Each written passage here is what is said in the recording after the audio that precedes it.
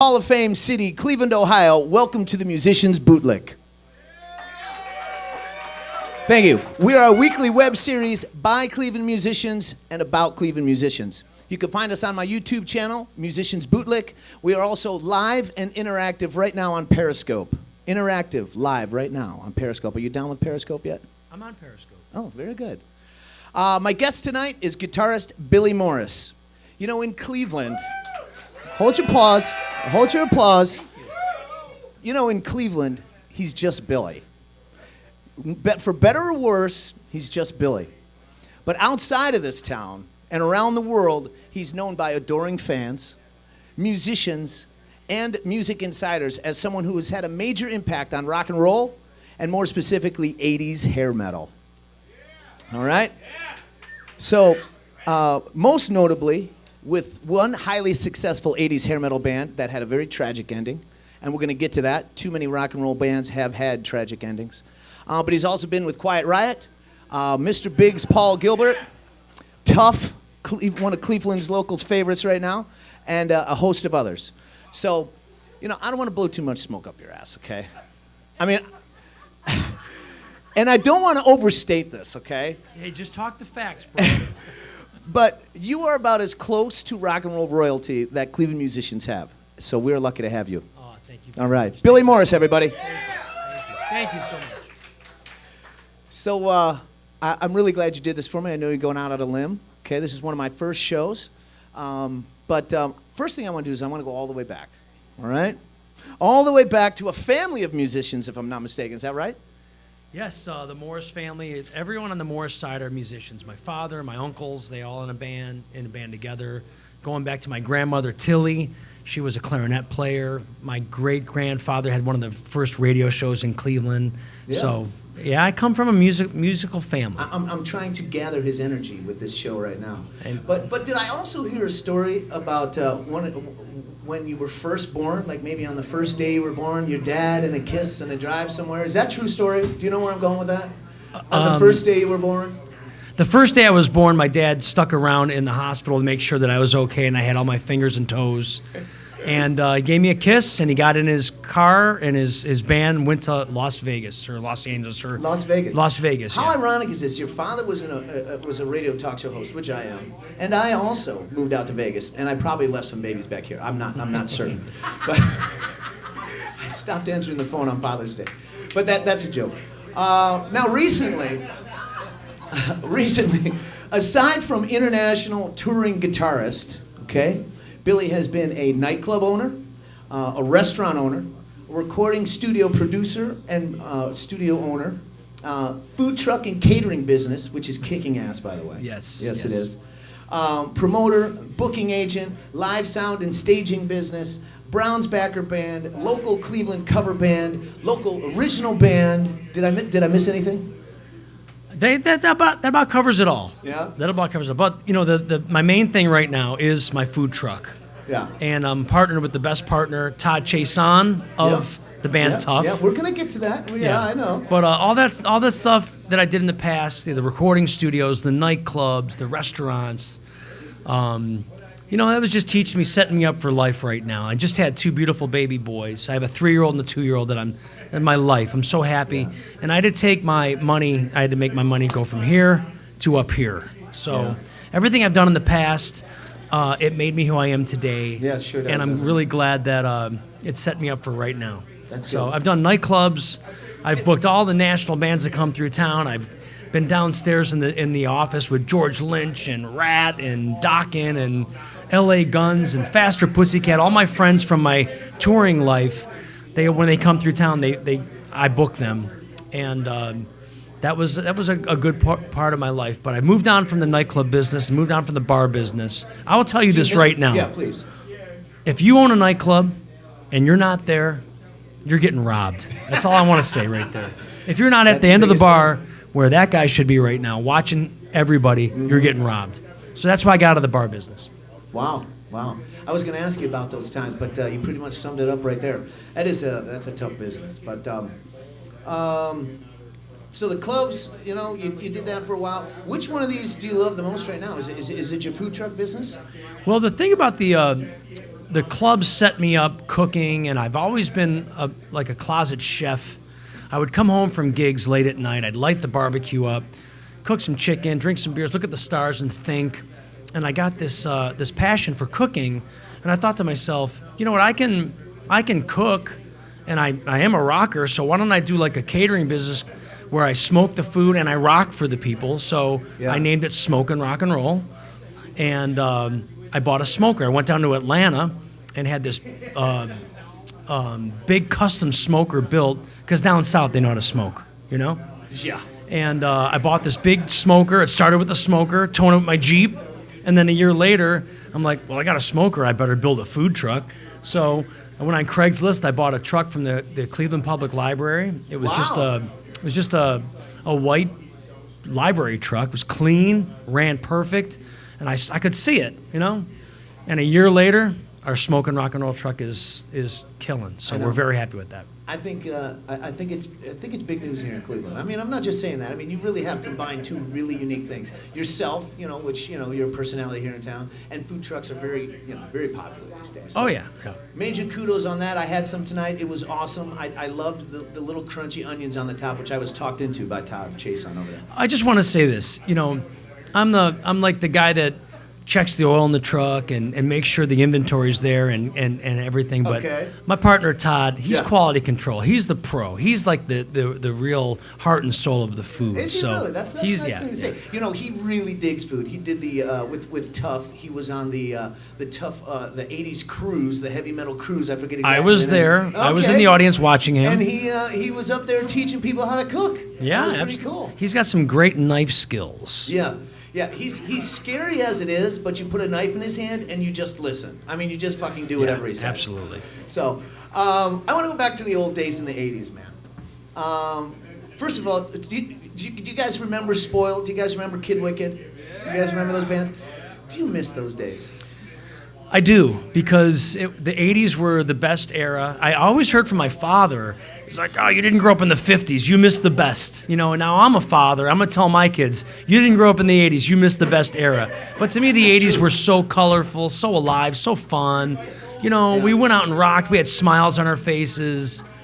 You know, it was just so heartfelt. And I was talking to a friend of mine, I knew it changed. In about 89, 90, there was a Monsters of Rock concert, and Limp Bizkit was on there. Oh, and I'm coming from a Poison background where it's colorful, and the guys are good looking, and the girls are good looking, and the music's happy, and talk dirty to me, and I want action, and all this stuff. And I go see this band Limp Bizkit, and this idiot comes out of a smoking toilet, a toilet bowl, a giant toilet on stage, and he's like, I don't want to see any smiles out there. You know what? Wow. How hard do we all work? Yeah. And we come on the weekends, we want to have a good time, want to rock. Mm-hmm. And the 90s just was nothing but depressing. That's true. And down, look at my shoes, and this sucks, life sucks. You know what? I'm gonna life never sucked for me. I'm going to get back to the 90s. I want to stay in the happy mode. How Let's about the Cleveland Cafe? Yeah. The Cleveland Cafe was one of the best rock clubs in Cleveland, where all the musicians seemed to gather. We had a Monday night musicians night. Oh, it was awesome. Where it turned into like, it goes back to my passion for cooking. So I would get there early. You're going to get this food truck in like every little Yes, I would get there early along with my best friend Mike Zuter. All right, so we hosted the jam night.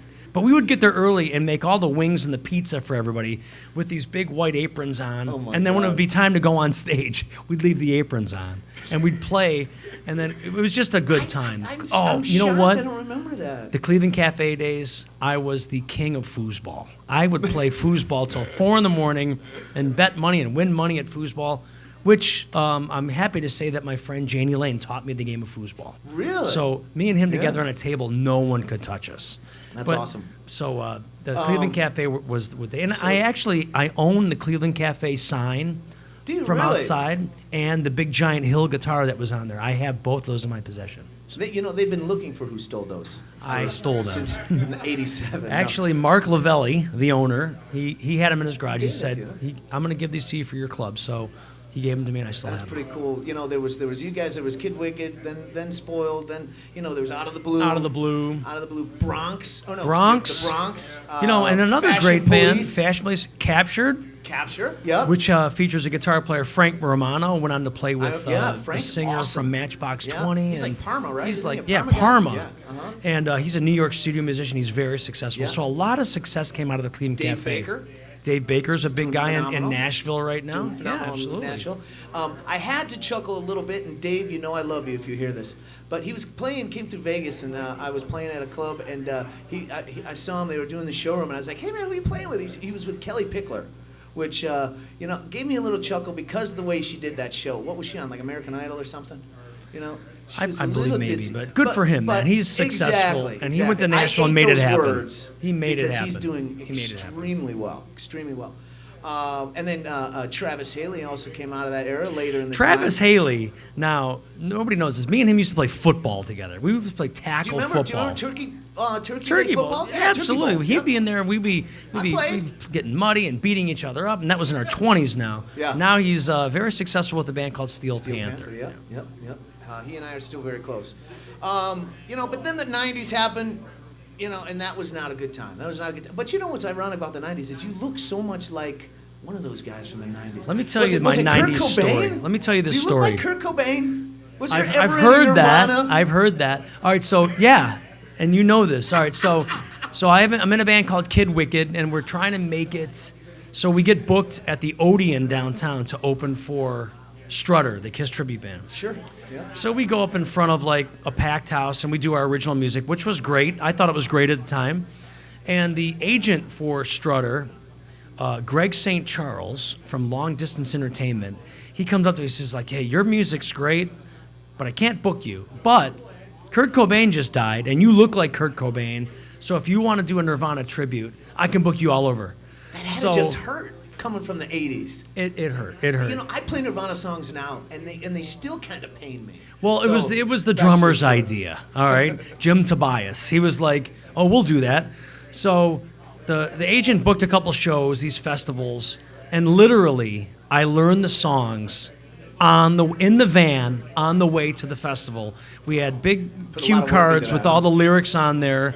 I And we still went have out those. there, and three-piece band played like 10 Nirvana songs. And for a couple of years, we traveled all over. And here's the funny thing about the Nirvana thing.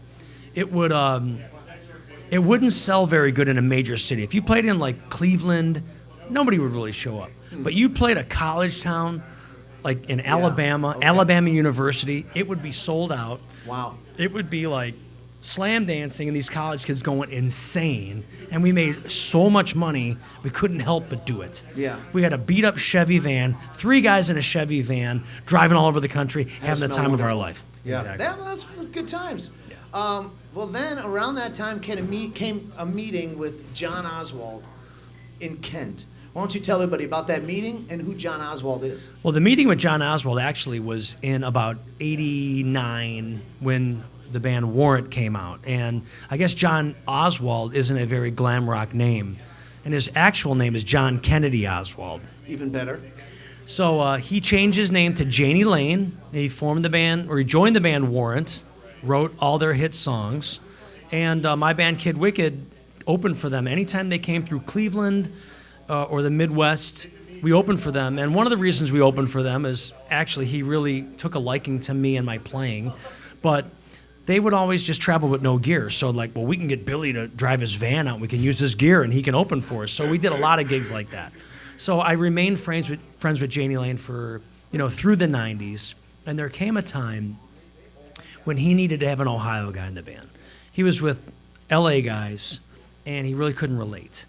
So this was back in the days of answering machines. I just came off the road. I went to Japan with Paul Gilbert, one of the rock royalty that I played guitar with.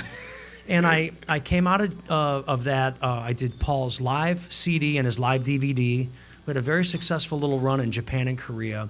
I was on my high horse. I get this voice message from Janie Lane.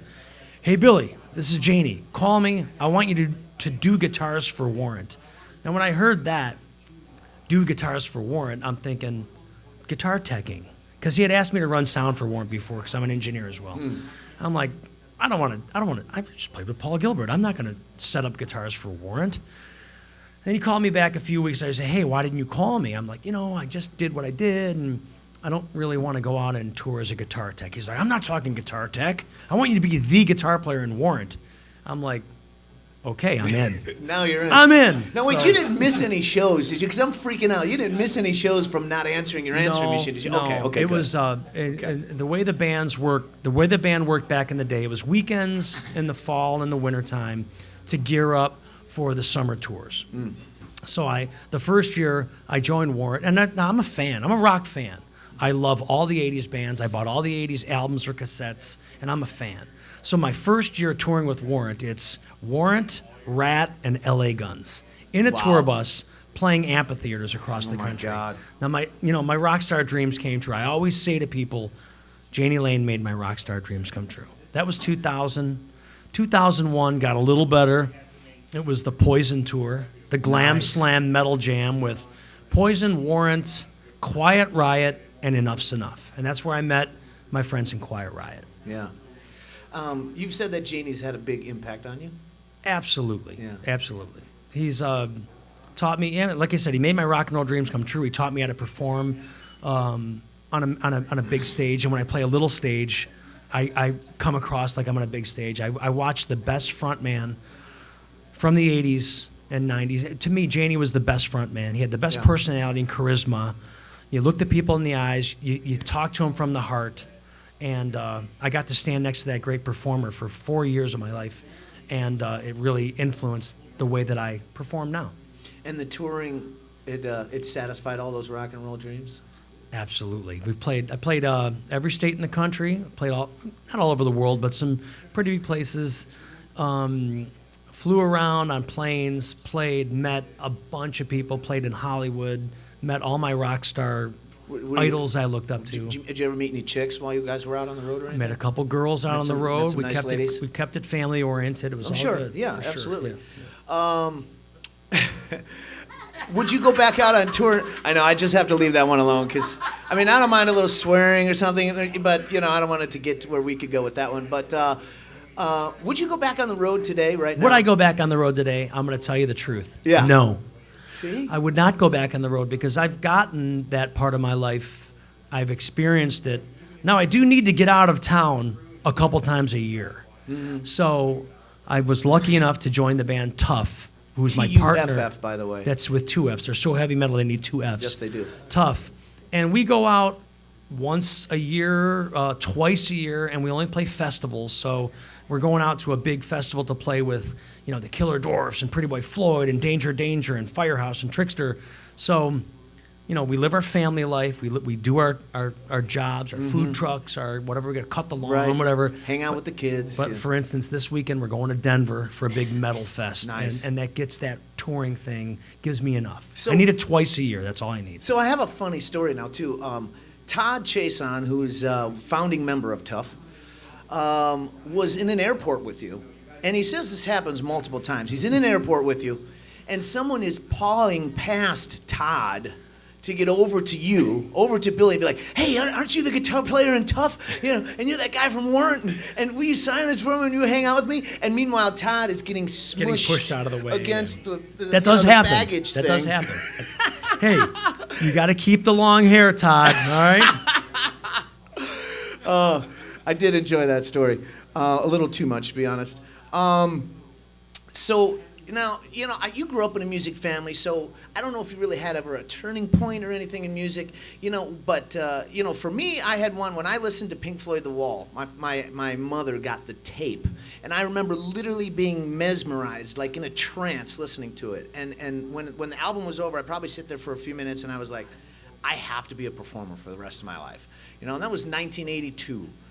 Was there a moment like that for you, or because you grew up in it? Has it been a... Well, you know what? I did grow up in different it. moments? I remember watching my father perform on TV as almost an infant. He was the house guitar player on a local Cleveland show called The Upbeat Show. I can remember him playing, and also always fiddling with his guitar strings, opening up the guitar cases, getting yelled at, stay away from that, poking the dust covers in on his speakers and having him yell at that. So I've been around music my whole life. But a couple turning points were My first vinyl album I ever bought. What was the first vinyl album you ever bought? It was Kiss. I think it was Detroit Rock City. It was the one that on the back they were laying in a lair of all these women, and my father bought it for me, and he literally scratched out all the private parts on the girls and used a marker to hide them for me. That was my first album. My first vinyl album was Van Halen 1. Okay. We put the All needle right. on the Yeah, good turntable. album. What do you think? Yeah. And I'm hearing this stuff here. I'm like, how is he playing this stuff? Yeah. And for years, I couldn't figure out how's Eddie Van Halen playing this. Obviously, he was tapping. Yeah. So Van Halen 1 was my first vinyl album. I've been influenced by so many great guitar players. Ironically, the guitar player in your house band tonight, his Yes. name's Gio Mastro. Yep. He's a great guitar player. Friends of Gio's the right family. over there. Right over there. Killer guitar player. They are completely uninterested with us. We're going to get to them, though, too. Gio tonight. and I and his younger brother, Vinny, we had a little three-piece band that we played on a local TV talent show called The Gene Carroll Show. Do you remember The Gene Carroll Hell Show? yeah. We were on Yeah. The Gene Carroll Show. Wow. And we played 2 songs, and when we played them, they were modern rock. Fool for the City by Foghat and 2 Tickets to Paradise by Eddie Money. When we played those songs, it was cutting edge. So to be in that little 3-piece rock band was pretty influential to me. That is pretty cool. That is pretty cool. I didn't know that. We're going to talk more about with Gio and your other buddy Craig there. But I've got to get to Periscope because I got 2 questions that have come up already. A lot of gearheads out there. A lot of gearheads watching us out there on Periscope. So tell me about your guitars and your favorite piece of gear. You can sum that up. Okay, quick if you want the to. main guitar that I'm playing right now is I have a ton of guitars. I have guitars that were given to me over the years that I don't take out anymore. But I was walking through a store the other day and I saw a white with black pinstripe Randy Rhoads Jackson, the offset Flying V. Yep. And I looked at it, I came back the next day, I looked at it, and I thought to myself, you know what? That guitar really became unpopular in the 90s because it had a pointed headstock. And it was a Flying V, and you needed to have the certain guitar to be cool in the 90s. Well, I said to myself, fuck the 90s. Yeah. I'm going to play the guitar that I like, and I feel like I can rock this guitar. So the guitar I'm playing right now is a white Randy Rhoads Jackson. Nice. I still have the original purple Jackson that I bought from Lentines Music in 1989 for $1,800. Wow. But that guitar has played on so many of the Kid Wicked and Out of the Blue and Zooter's demos and recordings. That guitar has been played so much by me and Mike Zooter. It's one of his favorite guitars. I still have that guitar. I had a guitar player in Vegas who played that same guitar, Purple Jackson. Yeah. I have the Strat that we picked up off the wall, the $212 Strat that I had to buy a Strat for the Nirvana tribute. Oh, I still have that a guitar. Strat. He played a Mustang, didn't he? I played a Strat. Okay. I was right-handed, but that guitar's got 1 trillion notes played into it. So those are my main guitars right there. Do you have one favorite stomp pedal or one favorite piece of gear? I'm going to tell you this right now, and I know that this isn't cool with all the tech heads, but I play a Line 6 Spider 3 guitar amp that I bought off Craigslist for $150. Then why'd you pick out my Because Spider? that's the red one. That's the original. That's the the original OG. one. I got the Spider 3. Okay, the 3. It sounds that is amazing. a little better. It's loud, and when it breaks, you know what you do? You throw it You away. throw it away and buy And it another weighs one. what, 27 Yeah, pounds I can maybe? carry it in, I know. and I like it. It sounds good. That's awesome. Okay, one other question. I want to say my favorite microphone. okay. I have a company that I really dig, and they're based in Ohio. It's CAD Audio. And CAD Audio, CAD, yeah. They make the best mics. Now, listen, I've got some high-dollar mics that I saved from my recording studio days. And he gave me a couple, my friend Jeff Beck sent me a couple of the high-quality CAD mics. And I did a side-by-side test. And the CAD mic stood up right next to that Neumann mic. No doubt about it. So, if you want to have a great microphone and you don't want to spend thousands of dollars, check out CAD Audio. Hey, plug for you, CAD. That's cool. So we have Bobby who was wondering, where was the largest gig you played? He has 2 questions. Where was the largest one? Okay, there's kind of 2. One was in Korea. It was with Paul Gilbert, and it was a big theater, but it was live TV in front of like a couple million people, they said. Wow. But the cool part about it was live, and the opening band, I'm very proud to say, was the Scorpions. So Wow. the Scorpions opened for me. That's pretty cool. And I'll give you the disclaimer. They opened for Paul because they used our gear. They had to use You're our gear. still lugging gear around and people using it. Absolutely. And the cool part about it was the Scorpions came through town, and I called the drummer of the Scorpions, James Kotak, who's a former drummer of Warrant, and he put me on the guest list with all my friends, and got my buddies in to meet the Scorpions, and it was cool. That is pretty cool. I want to get back to that, how you were like, you started this interview by saying, well, Billy's Billy in Cleveland. He's just Billy to us. I know, it's crazy, isn't it? And it's true. It is. It's like... It's a weird like, anomaly. My friends come see me all the time, and to me and them, I'm Billy, you know? Uh-huh. But when I go out of town, I get got some pretty swag, bro. respected. And last week I got to hook up with two of my good friends. I made a call to my friends in Godsmack. I ate dinner with Godsmack, went to the show, took my buddies to meet Godsmack. The very next night, made a call to the Scorpions, got on the guest list with the Scorpions, went and saw the Scorpions. And I can do that with some of my friends when they come through town. I guess my when I ringer play the was corner off. bar, I'm guessing maybe my ringer was I off. called you, dude. Real quickly, what was your scariest gig? Bobby from Albuquerque is wondering. This Your is a scariest great gig. story. So, before the band Spoiled, I was in a local band called Beast. And Whoa. it was, we were just out of high school. We met this big manager guy. And we were like 17 years old. And he's like, I know the manager of Kiss. And if you do what I say, you'll be on tour with Kiss in a year. So we did what he said. Hell yeah. So the name of the band was The Beast. And we wore animal makeup and leopard clothes and Holy tiger shit. stripes and big furry wolf boots. It's and getting weird in here. one night at the Akron Agora, remember the Akron Agora? Hell yeah. Akron Agora was the biggest club around. At the end of the night, I had my guitar, hand on the neck, I grabbed the microphone, and all of a sudden, like, 120 volts just, I mean, I got zapped to the point where I couldn't let go. And Wow. I fell back, and luckily, my friend, Ross LaPinta, the drummer of The Beast, jumped off. He was the only one aware of what was going on. He jumped off the drum kit, and he literally beat me around like a rag doll for me to let go of that microphone. He saved my life. He saved my Yeah. life. So That was was scary. pretty scary. That was pretty scary. That is pretty scary. Okay, let's see here. Okay, so we were at the historical Greenville Inn in Chagrin Falls, as you know, and you did a live CD here.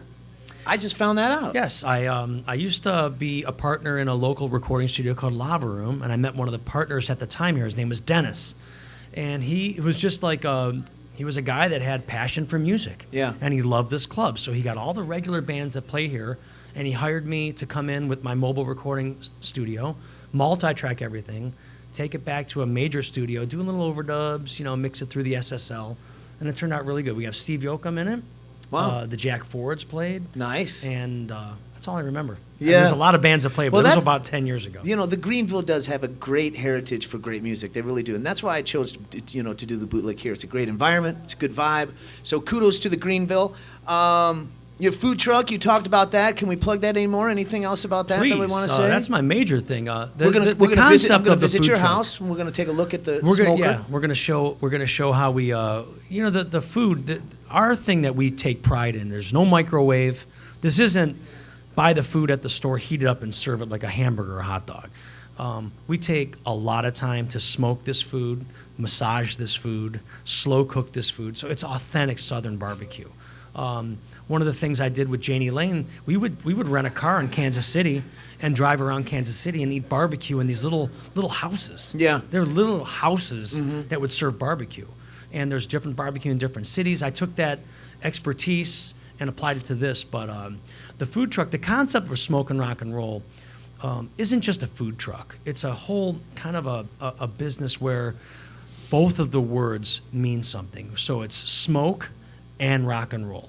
So we provide you with the smoke, all the And smoked not foods, the pork, not the smoke ribs, not the old, not that, not that one. Gotcha. the ribs, the pork, the beef brisket, the chicken, all on this huge giant trailer smoker. But the whole the premise behind Smoke and Rock and Roll is we also do the rock and roll band. Right. So if you have a party, a corporate event, a backyard party, it's your one-stop shop for your entertainment. So you get to feed everybody with delicious smoked Southern barbecue. After we serve you that barbecue, we wash our hands, we go over to the stage, and we kick your ass with rock and roll. Smoke and rock and roll. Aprons on or off? I take the apron off. Okay, take it off this time. Actually, no, I take the apron off. Todd stays and does. Todd is retired from the rock and rolling part. I He's the chef. refuse to He believe leaves- that. He leaves that apron on and he still serves that food. I refuse to believe whereas that. I go out and sing. Let's talk about these guys on stage with you.